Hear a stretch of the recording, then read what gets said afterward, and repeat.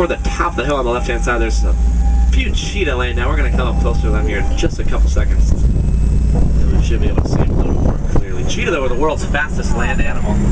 They can run up to about 70 miles an hour. And you can see them laying down there at the top of the hill on our left. Cheetah are also the only big cats to do the majority of their hunting during the daytime. They rely on their sense of sight, rather than their sense of sound or smell to do their hunting, so that's why they do it during the day. I don't see them. Cheetah also are sprinters, so they're only able to hold that 70-mile-an-hour speed for a short burst, then they've got to either slow down or stop.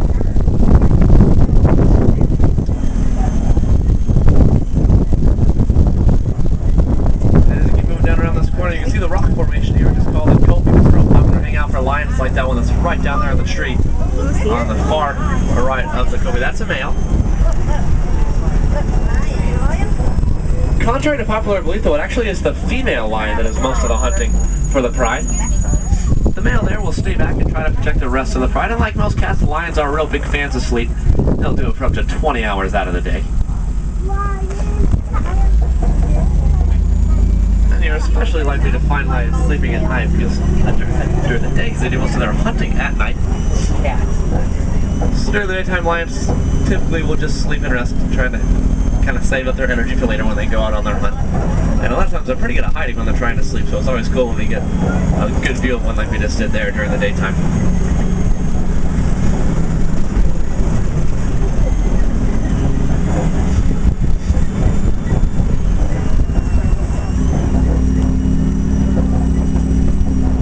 And as we come around the corner here, straight up ahead of us, there are some warthog burrows.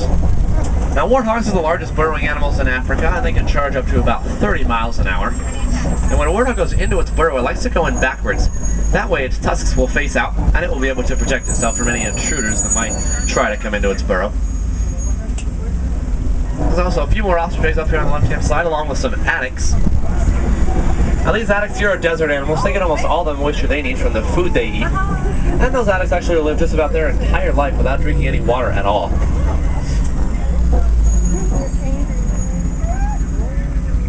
Also up ahead here on the right-hand side of the road, there's a few ostrich. And you can see these real big wings that the ostrich have, but they unfortunately have no clue how to use them. Ostrich are a flightless bird. They can run up to about 40 miles an hour, though. The black one is a male, the gray one is a female.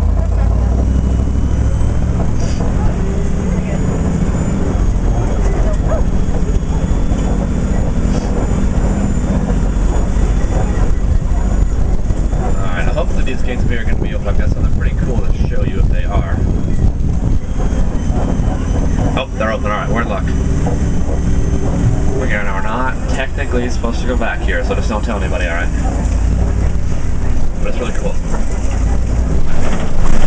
I'm going here in Harambe Wildlife Preserve. We're actually getting this area ready to reintroduce some zebras into the area. It looked a lot different than this a few weeks ago, and it's going to keep continuing to look different. We're trying to bring the zebras back. They used to live around this area, but they were kind of forced out of here because of a lot of problems. A lot of times it's farmers that need large plots of land, and that forces animals out of their natural habitat. They got to move somewhere else. So, reintroduction efforts like this will kind of focus on bringing animals back into an area where they used to live but no longer do.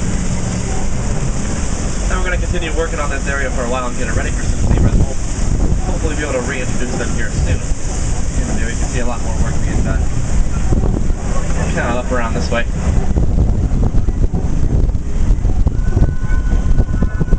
Hopefully there's going to be more and more land here in Africa turned over to reintroduction efforts so we can kind of bring some animals back here into their natural habitat.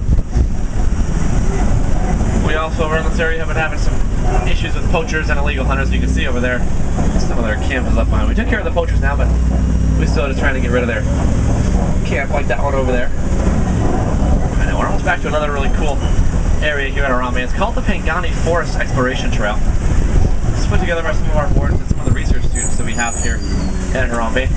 They've got animals like gorillas, meerkats, naked mole rats, a really cool animal called a Garanuk. There's also an underwater hippo viewing pool there.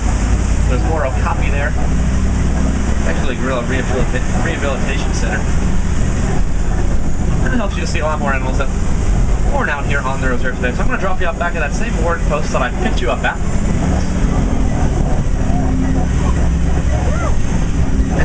right back out on the trail. We're just gonna drive through. Here, first, here's one of our wardens on the dock. Everybody say Jumbo, Sarah. Jumbo.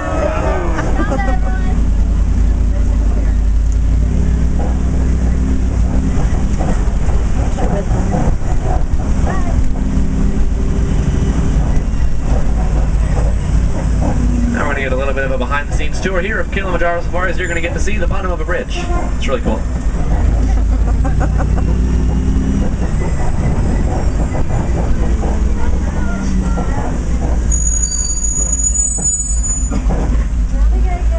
And when you get off the truck, you're going to have a decision to make. You're going to walk down the ramp and you'll be able to go left, or you'll be able to go right.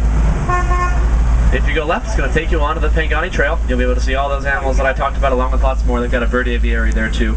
That's really cool. If you go right, it's going to take you back to stroller parking, back into the rest of Harambe Village, which then will take you back into the rest of the park. So, if you want to see the Pangani Trail, head down the ramp, turn left. If you want to see anything else in the park, head down the ramp, turn right. No, we didn't. Also, while you're here at Animal Kingdom, I definitely recommend that you head down to Camp Minnie Mickey and check out the Festival of the Lion King. It is the #1 rated show here on Disney property. It plays at the bottom of every hour until a half hour before park close tonight. So the next show will be at 3:30, the last will be at 6:30. It does fill up fast though, so if you want to see the show, I'd recommend you get there just a little bit early to make sure that you get yourself a good seat for the show.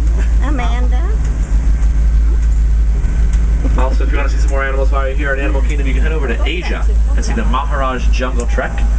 They have tigers, Komodo dragons, fruit bats, a bird aviary there, and lots more animals on the Jungle Trek as well. There's also a really cool show right in between Asia and Dinoland, and it's called Finding Nemo the Musical.